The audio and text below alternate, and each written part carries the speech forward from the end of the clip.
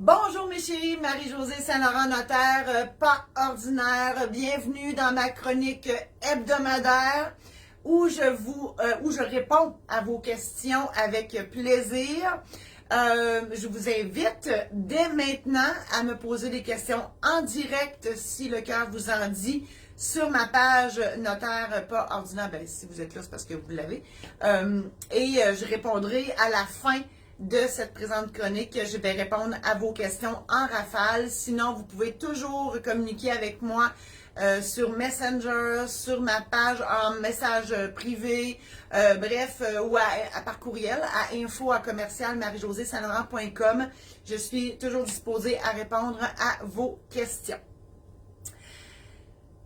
Je commence avec William de Belle-Terre qui me dit ceci. Après la construction de notre maison, mon ex-conjointe et moi avons fait un testament afin de nous assurer qu'à mon décès, ma part de la maison lui revienne. Donc là, je comprends que vous êtes séparés, c'est ce qu'il me dit. Nous sommes maintenant séparés depuis quelques années et j'ai maintenant une nouvelle maison avec une nouvelle conjointe, mais je comprends que vous êtes encore copropriétaire avec votre ex-conjointe.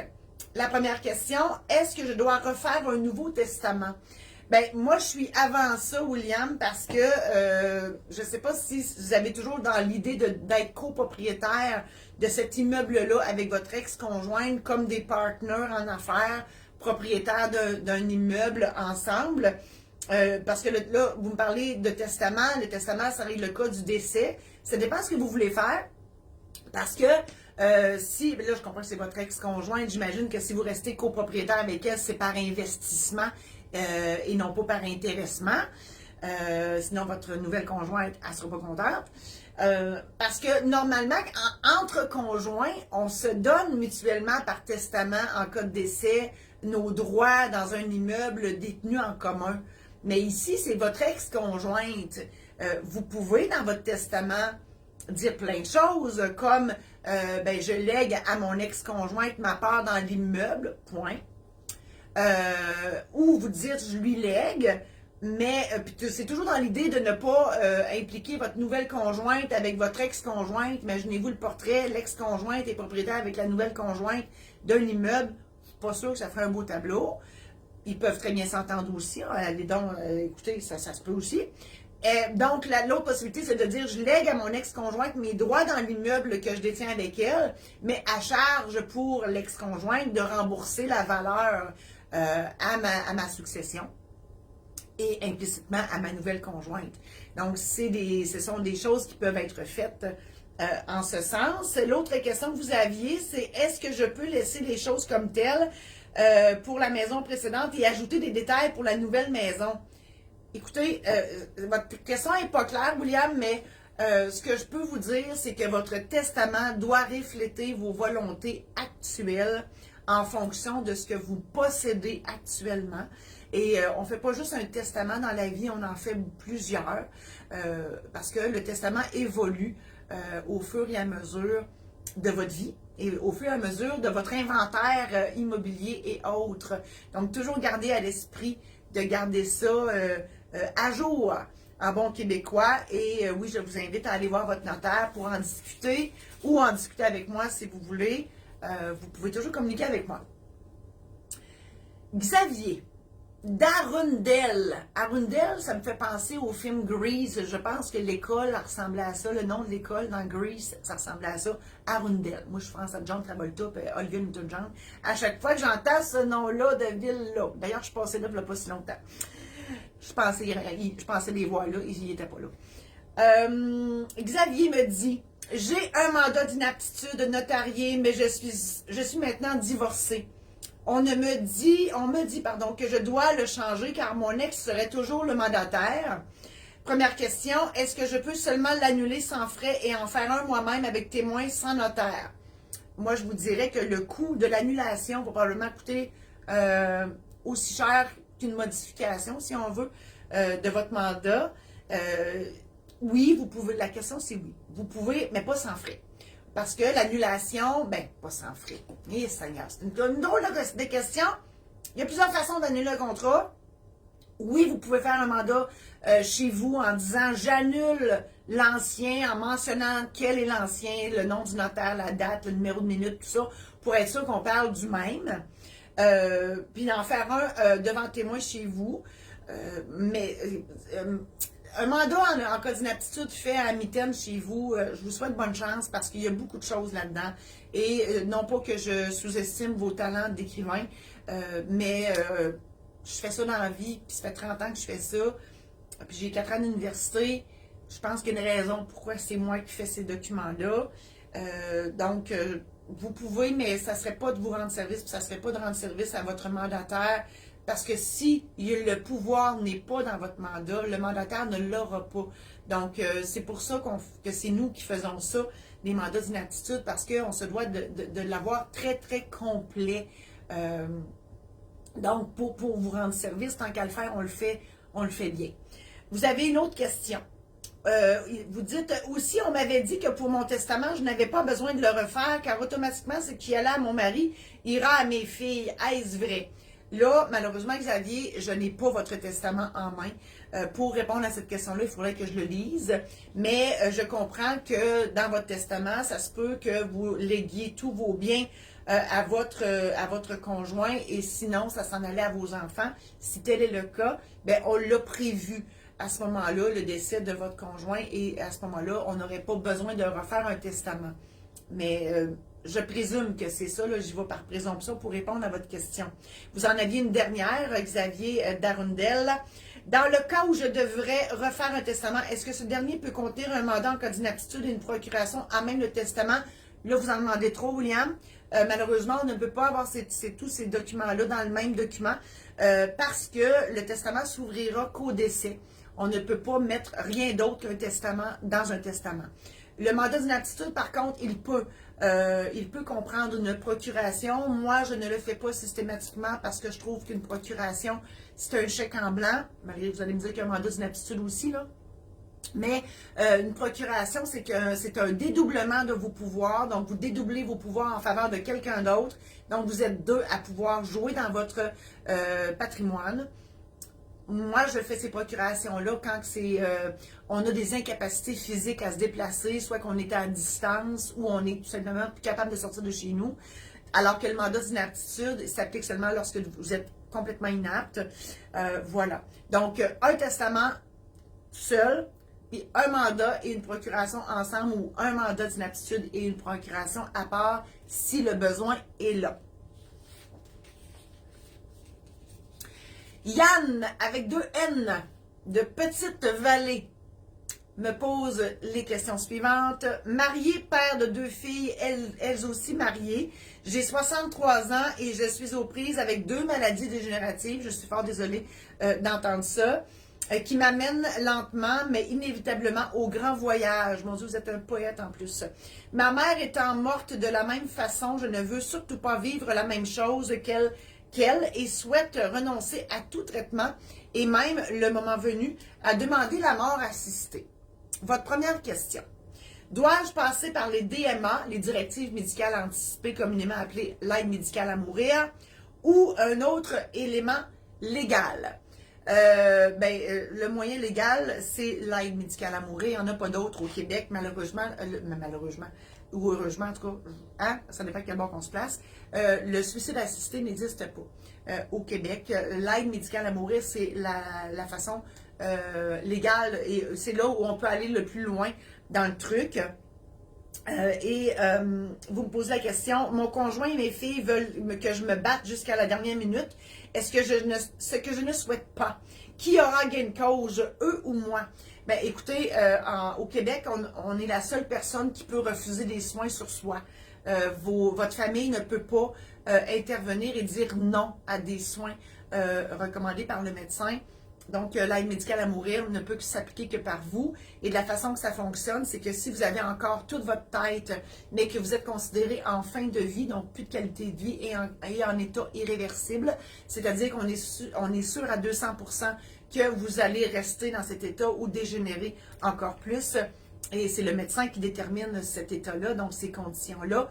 Fin de vie et état irréversible, si tel est le cas, ben, le médecin va vous demander si, les soins auxquels vous voulez renoncer, parce que l'aide médicale à mourir, vous pouvez renoncer à 5 soins, soit la réanimation cardio-respiratoire, la ventilation assistée, la dialyse, l'alimentation artificielle ou forcée et l'hydratation artificielle ou forcée.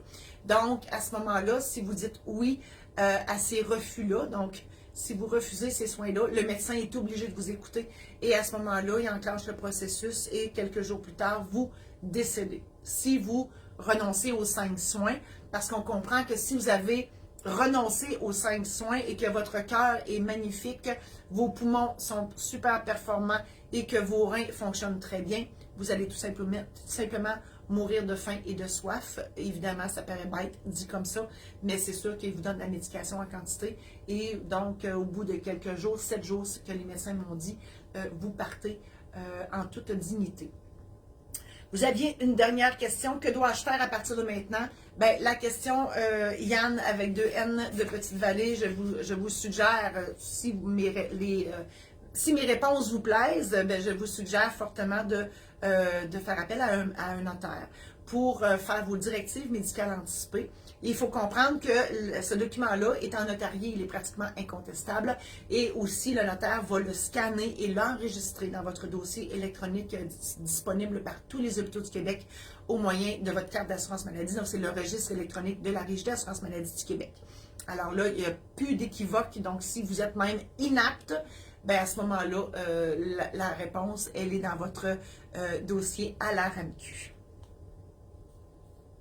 Karine Dautier. Autier, c'est dans mon coin. Bonjour, je vis avec mon conjoint depuis plusieurs années, presque 15 ans. Je n'ai pas d'enfant. Lui en a 2 qui ont vécu avec nous et qui sont maintenant adultes et partis de la maison. Tout est à son nom, rien au mien. Je suis dans une position vulnérable financièrement, physiquement et loin de ma famille. Qu'est-ce que je dois demander au notaire que nous verrons bientôt afin de me protéger en cas de décès ou d'incapacité de la part de mon conjoint? Moi, j'irais plus loin que ça, Karine, je dirais qui paye la maison? Est-ce que dans les faits, vous payez que l'épicerie, l'électricité, les dépenses locatives de trucs intangibles et que votre conjoint, lui, a le beau jeu, en bon québécois, donc il est propriétaire de la maison, fait les paiements d'hypothèque, tout ça. Alors effectivement, vous êtes vulnérable financièrement parce que vous payez des choses, mais vous n'avez rien en retour. C'est un choix. Moi, je vous dirais que c'est peut-être à discuter avec votre conjoint, justement en cas de séparation. Puis, êtes-vous marié? C'est ça, vous n'êtes pas marié. Donc, en plus, étant pas marié, vous avez le droit à rien en cas de séparation. Donc, moi, je vous dirais, pour ce qui est de la séparation, je ne vous dis pas que vous allez vous séparer, c'est pas ça, mais moi, je suis là pour voir toutes les éventualités. Donc, en cas de séparation, vous êtes bien mal foutu en bon québécois. Moi, je vous dirais peut-être de voir avec votre conjoint s'il n'y a pas moyen de vous mettre copropriétaire, si vous avez les moyens de payer, bien sûr. Mais moi, je me dis, si vous payez toutes les autres dépenses, ça fait peut-être un petit paiement d'hypothèque. Peut-être que juste répartir les dépenses et en ce sens de vous donner un droit de propriété, puis ça n'a pas besoin d'être 50% non plus, mais un droit de propriété dans la maison. Ensuite, au niveau du testament et de l'inaptitude, c'est sûr que vous devez, l'inaptitude, c'est plus pour votre conjoint, mais vous aussi, vous devez faire un mandat d'inaptitude parce que ça protège votre patrimoine, puis dites-moi pas que vous n'avez rien, c'est pas vrai, on a toujours bien, tout le monde, un compte en banque, donc on a des biens. Et le testament, oui, mais encore là, est-ce que votre conjoint veut vous... Mon Dieu, je replace mon toupette, on dirait que ça m'énerve. Est-ce que votre conjoint, il veut vous léguer des affaires? Tu sais, vous dites, je veux être protégé. Est-ce que votre conjoint veut vous protéger? Tu sais, il y a une différence entre ce que vous voulez et ce que votre conjoint veut vous donner. Donc ça mérite des discussions avec votre conjoint. Je pense que vous êtes dû pour un petit vendredi soir, coupe de vin, petit souper, puis une petite discussion notariale au menu. Et voilà. Annabelle de Honfleur. Honfleur, il y a un H. Ça me fait rire ce nom-là. Ça me fait penser à Honfleur. On dirait que tout le monde dort dans ce ville-là. C'est dans ma tête. Oh, c'est long. Alors, Annabelle, elle me dit, bonjour, un membre de la famille habite la maison de nos parents, récemment décédés, mes sympathies. Cette personne, elle s'appelle Marie, habite la maison avec sa famille depuis plus de 10 ans, sans payer de loyer ni de dépenses relatives à l'habitation. On appelle ça un droit d'habitation. C'était l'arrangement accepté par nos parents. Accepté ou imposé, on ne le saura pas. Étant co-liquidateur, j'organise la vente de la maison. Afin de ne pas pénaliser les autres, je comprends que vous êtes plusieurs héritiers dans ça, dès que la maison a été transférée à la succession, j'ai demandé à Marie de trouver un logement ailleurs. Pendant qu'elle occupe la maison, j'ai exigé qu'elle paye le compte d'électricité et qu'après 3 mois, s'ajoute mensuellement une somme équivalente à 1/12 du compte de taxes municipales. Pendant les 3 premiers mois, Marie a fait le paiement d'électricité, mais elle refuse de payer la portion correspondant aux taxes municipales. Une dispute se développe. Je vois tellement le scénario, Annabelle, là, tellement. J'avais 2 questions. Sommes-nous en droit de lui exiger ces sommes? Et est-il possible de faire soustraire lors de la distribution de la succession chez le notaire la portion qui sera impayée? Moi, je vais aller plus loin que ça. Moi, je suis au début de la question. Est-ce que l'entente était verbale ou notariée? Si c'était verbal, vos parents sont partis. Donc, on ne saura jamais c'était quoi la vraie entente. En tant que liquidateur, si l'entente était verbale et qu'il n'y avait rien de vraiment dit légalement, ben c'est sûr que c'est à Marie à prouver qu'elle avait un droit d'habitation dans l'immeuble et à quelles conditions. Si elle n'est pas en mesure de le prouver, elle doit sortir. Ensuite de ça, de lui imposer la dépense de taxes municipales, ça c'est un droit de propriétaire. C'est à la succession à payer le droit aux taxes municipales. Mais moi, j'y chargerai un loyer, tout simplement. Elle est comme une locataire dans la maison. Et sous réserve du contenu d'une entente quelconque que Marie serait en mesure de prouver, en ce sens que s'il y avait un document notarié qui dirait que Marie a le droit d'habiter là sa vie durant, c'est une chose. Sinon, tu sais, on ne le sait pas. Donc, premièrement, la loi des parties, c'est la convention de droit d'habitation qu'on se doit de trouver et de prouver. Donc, si Marie n'est pas en mesure de prouver ça, ben, elle habite cet immeuble-là sans droit parce qu'elle n'est pas capable de le prouver. À ce moment-là, le liquidateur, les co-liquidateurs, donc vous et l'autre, ben, vous mettez la maison en vente, Marie se trouve un logement ailleurs, puis la vie est merveilleuse. Et normalement, elle aurait dû, à partir du décès, payer un loyer. Et oui, la somme pourra être déduite de sa part, parce que la job du liquidateur, c'est de préserver le patrimoine de la succession. Et ici, c'est toujours sous réserve, là. Si Marie habite l'immeuble sans être capable de prouver qu'elle a un droit d'habitation, ben, elle devra payer le loyer à partir du décès des gens qui lui avaient supposément donné ce droit d'habitation-là. Alors voilà. Bonne chance.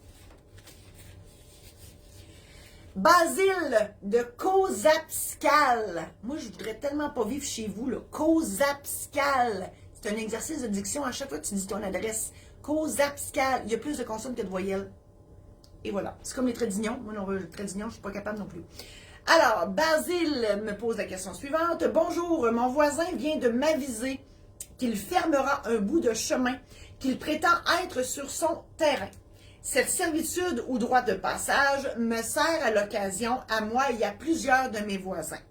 Nos terrains ne sont pas enclavés. Ça veut dire qu'ils ont un accès autre pour avoir accès au chemin public. Il m'informe qu'il permettra aux services d'urgence de passer, mais il ne mentionne pas lesquels. Première question. Quelle démarche dois-je faire afin de m'assurer que je peux encore me servir de cette servitude si démarche possible il y a? Deuxième question. Je l'en parle tout de suite parce que ça va faire partie de la réponse. La servitude dont je parle est sur un document notarié dont j'ai copie. Elle ne mentionne nulle part la possibilité d'annulation unilatérale. Peut-il quand même procéder comme il l'entend? Vous venez de vous répondre. Donc, à la deuxième question, si c'est un contrat notarié publié au registre foncier, c'est de terrain à terrain, c'est une servitude de passage qui donne un droit à un autre terrain, il ne peut pas annuler cet acte-là unilatéralement. Les services d'urgence, c'est souvent la ville, téléphone, câble, électricité, tout ça qui peuvent passer. Et l'autre question, il me menace de me faire payer des frais ou de me retrouver en cours si jamais quelqu'un de ma famille, connaissance ou fournisseur s'aventurerait sur le dit passage. Qu'en pensez-vous? Bon, là, ça dépend encore là. Je suis fatigante avec ça, mais c'est sûr qu'il faut voir le contrat. Mais normalement, une servitude notariée, les clauses qui sont là, souvent, c'est un droit de passage à pied et en véhicule. Puis des fois, c'est juste à pied. Ça dépend que c'est donné souvent au propriétaire ou à sa famille, aux membres de sa famille, mais pas à toute la bastringue, on comprend. Pas le droit de stationner dans le droit de passage, des clauses qui sont usuelles. L'idée, c'est un droit de passage. Et souvent, il y a des servitudes qui peuvent servir que pour les services publics d'électricité, téléphone et autres. Donc, je vous réfère, Basile, au contrat qui a été signé. Et c'est la loi entre les parties, ce contrat-là. Donc, c'est à ce contrat-là qu'il faut se fier. Si vous avez encore besoin d'aide, rappelez-moi ou allez voir votre notaire. C'est le meilleur professionnel pour pouvoir vous aider. Bonne chance. Chantal de Barraute. Barraute, c'est dans mon coin aussi. Je veux acheter un bout de terrain de la municipalité et ils me demandent de leur céder une servitude. Qu'est-ce que c'est? Ça fait la suite de la question de Basile. Bon, c'est sûr que le bout de terrain, probablement qu'il y a un poteau électrique. Il doit avoir une ligne électrique ou un égout ou une conduite d'eau. Donc, c'est sûr que s'il y a ces éléments-là qui passent sur la lisière que vous voulez acheter, bien évidemment, la ville va dire « Oui, on te la vend », mais on garde le droit d'aller jouer sur ta lisière pour aller réparer tout ça.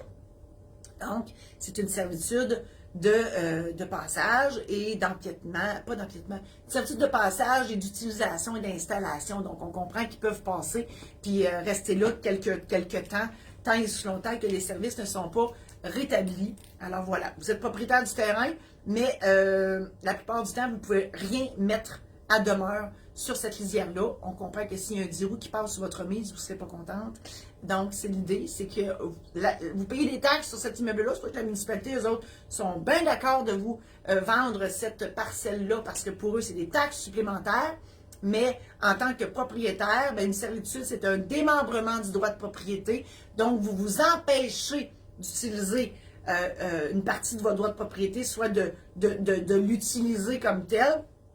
Alors, voilà, vous ne pouvez pas mettre de haies, toutes des choses qui pourraient être difficiles à déplacer. Un carré de sable à la limite, c'est pas pire, mais une remise, une haie, des trucs comme ça, c'est pas jojo. Alors, voilà. Change de carte, les belles cartes.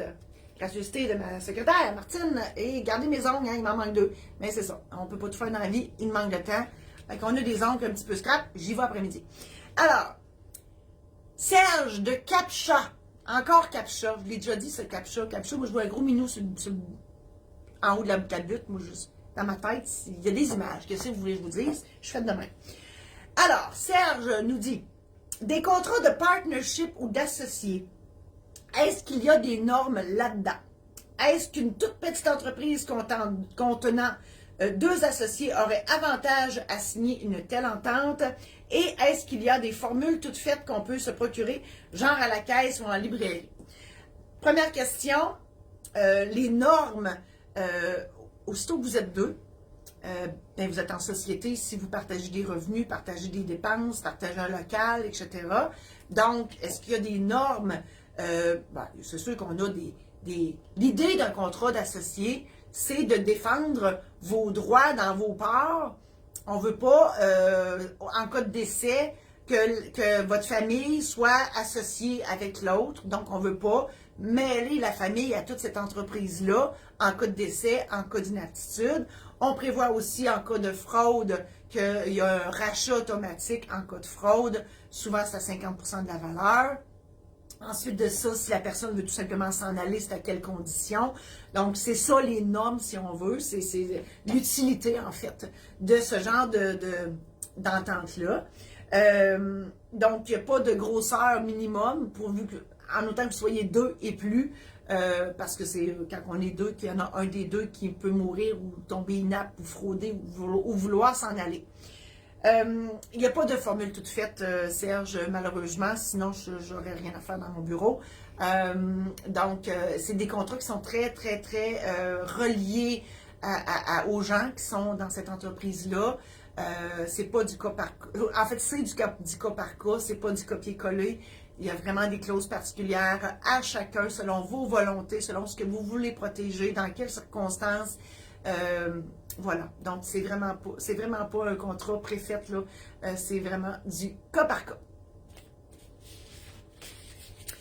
Isabelle avec un Y de Lacolle. Lacolle. Moi, ça me fait rire ce nom-là parce que Lacolle, c'est proche des lignes. Il y a un poste de douane à Lacolle. Et moi, dans ma tête, je vois toutes les autos collées là parce qu'ils ne passent pas là. Ils sont tous jammés dans la douane là, parce qu'ils ne veulent pas qu'ils passent. Ils sont collés à Lacolle. Ça me fait rire. Je me marie. Isabelle se marie. Félicitations. L'été prochain. Vos chroniques m'amènent à me poser beaucoup de questions. Normalement, je veux vous donner bien des réponses, mais si je vous pose des questions, on va peut-être vous donner des réponses. Est-ce qu'il existe un outil qui me permettrait d'avoir réponse à mes questions ou s'il faut que j'aie une rencontre avec vous? Tout est possible. En fait, une rencontre avec moi, oui. Idéalement, il faut rencontrer le notaire avant de se marier parce qu'on a des choix à faire.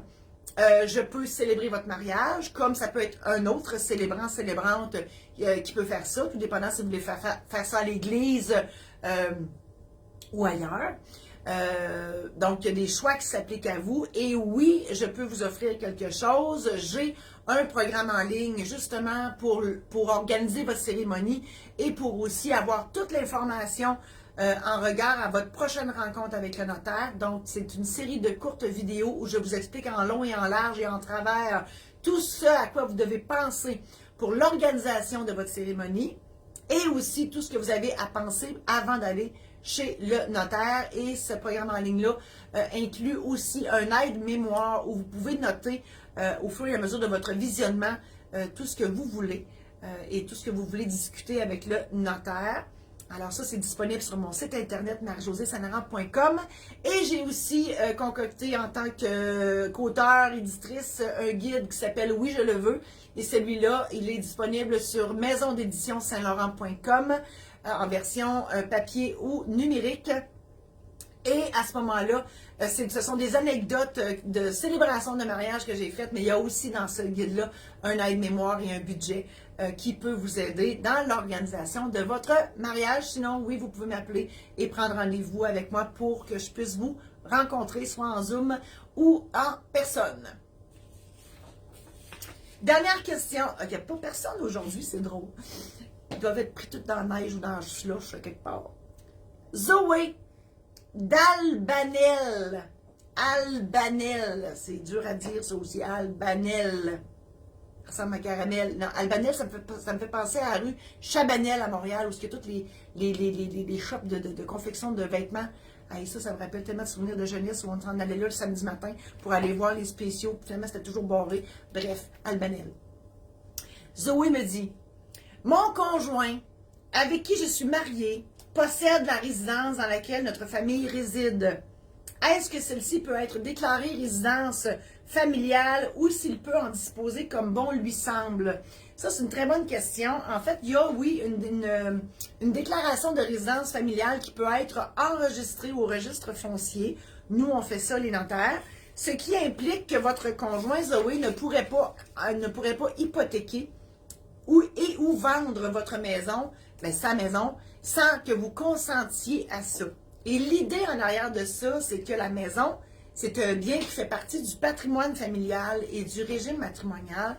Et s'il la vend, au-delà du fait qu'il vous mettrait dehors, là, mettons que ça ne marche plus entre vous, au-delà de ça, c'est que, je parle de séparation, oui, là, si vous vous sépareriez, la valeur de cette maison-là, il faut toujours bien savoir que, es-tu encore là, es-tu plus là, qu'est-ce qu'il a fait avec l'argent? Parce que là, s'il vend cette maison-là, puis vous êtes séparés, l'argent ne sera plus là. Comprenez-vous que c'est un droit qui va vous manquer parce que vous avez le droit d'aller récupérer la valeur nette de la maison. Mais si la maison a été vendue et n'est plus dans le patrimoine familial, il y a un bout que vous ne pourrez pas réclamer à votre ex-conjoint. Alors, c'est le but de la résidence principale, de la déclaration de résidence familiale publiée au registre foncier. C'est pour garder un œil sur votre mari.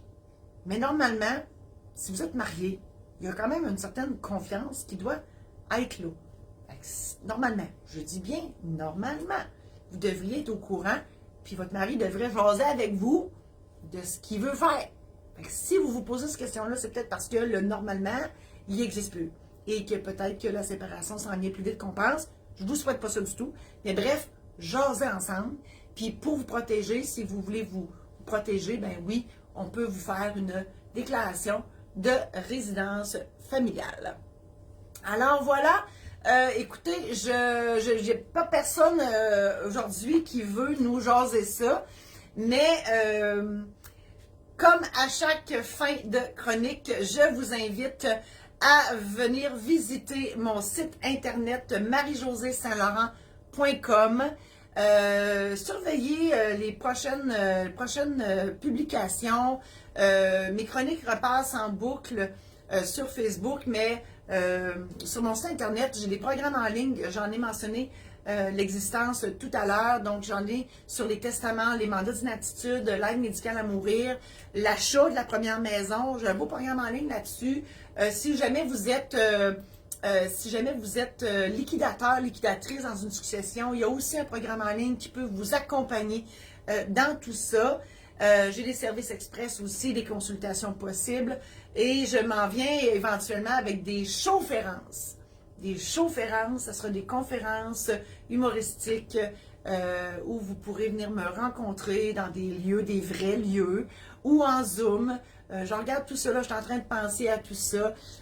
Et le but, c'est toujours de pouvoir vous informer, de partager avec vous mes connaissances pour que votre patrimoine soit protégé dans toutes les éventualités de la vie. Alors voilà, je vous souhaite une très belle journée et à la prochaine.